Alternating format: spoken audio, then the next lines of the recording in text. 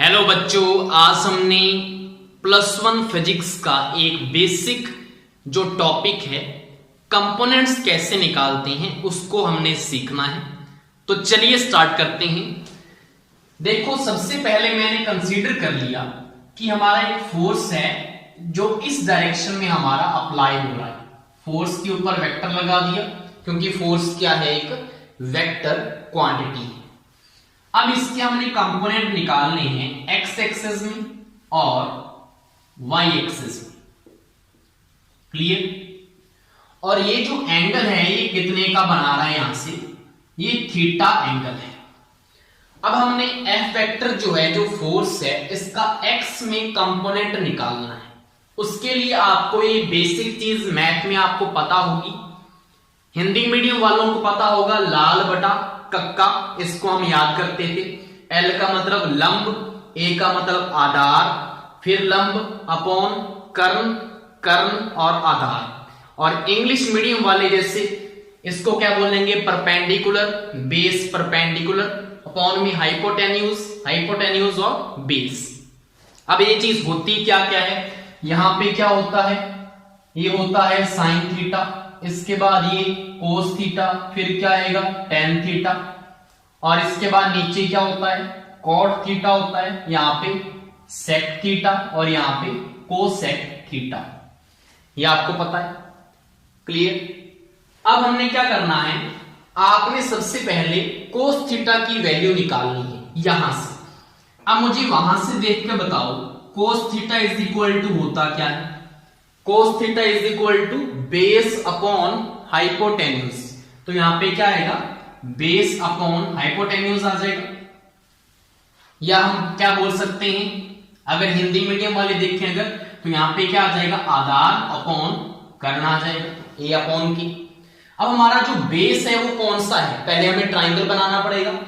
अब देखो यहां पे थीटा एंगल बन रहा है, तो इसको मैं ऐसे पूरा कर सकता हूं, ये मैंने कंप्लीट कर दिया। तो ये हमारा क्या बन गया, एक ट्राइंगल बन चुका है।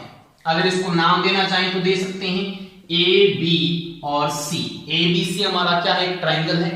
यहां पे मुझे बताओ बेस क्या है, बेस हमें वैल्यू चीज पता है, बेस तो हमें पता नहीं है, तो बेस को तो आप बेस ही रख लो, अपॉन जो आपका हाइपोटेन्यूज है वो आपका कितना है, हाइपोटेन्यूज आपका क्या है, ए बी है, और उसकी वैल्यू कितनी है, एफ वेक्टर। तो इसको हम क्या लिख सकते हैं, इसका मैग्नीट्यूड के अकॉर्डिंग एफ लिख दिया मैंने।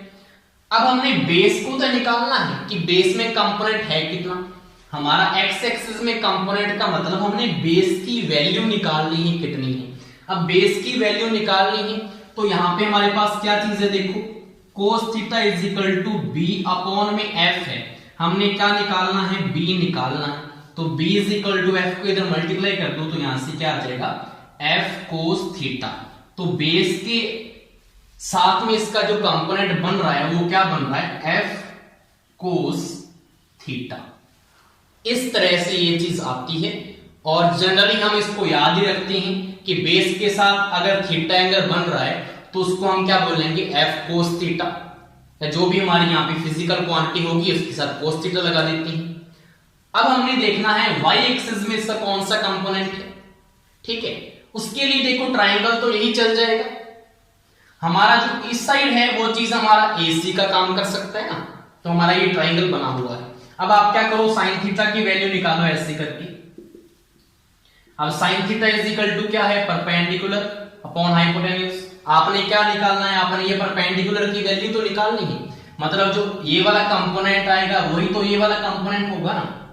ऐसे करके अगर इसको बना दो, ये वाला जो कंपोनेंट है वही सेम कंपोनेंट इधर होगा। तो हमने क्या करना है, परपेंडिकुलर अपॉन में हाइपोटेन्यूज करना है। तो sine theta is equal to perpendicular तो हमने निकालना है, और हाइपोटेन्यूज क्या आ गया, दोबारा एफ आ चुका है। तो यहां से परपेंडिकुलर की वैल्यू क्या आ चुकी है, एफ साइन थीटा।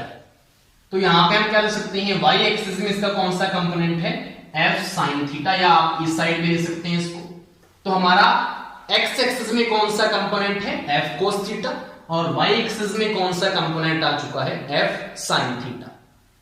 इस तरह से ये चीज आती है मैथमेटिकली, और आगे से आपको पता लग भी जाएगा कि जिस लाइन के साथ ये थीटा एंगल बन रहा होता है ना, ये वाला जो थीटा एंगल है इस लाइन के साथ बन रहा है, तो वो वाला तो हमेशा क्या होता है, कोस थीटा होता है।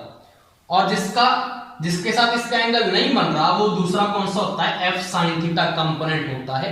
हमेशा आपने याद ही रखना है। मतलब अगर ये वाला एंगल ऐसे बन जाए, ये वाला हमारा एफ वेक्टर हो चुका है, क्लियर। और अगर मैं इसको ऐसे बना देता, ये वाला एंगल जो है ये थीटा एंगल है, तो हमारा एफ कोस थीटा कौन सा हो जाता, ये हमारा एफ कोस थीटा बन जाता, ठीक है। और ये हमारा क्या बन जाता फिर, एफ साइन थीटा। बस आपने ये ट्रिक मान सकते हैं इसको, कि जिस लाइन के साथ थीटा एंगल बन रहा होता है ना, वो हमेशा क्या होता है, कोस थीटा होता है, और दूसरा क्या होता है, साइन थीटा। नहीं तो आप इसको निकाल भी सकते हैं, ऐसे प्रूफ कर सकते हैं। होप सो आपको कंपोनेंट्स निकालने आ गए होंगे। Thank you.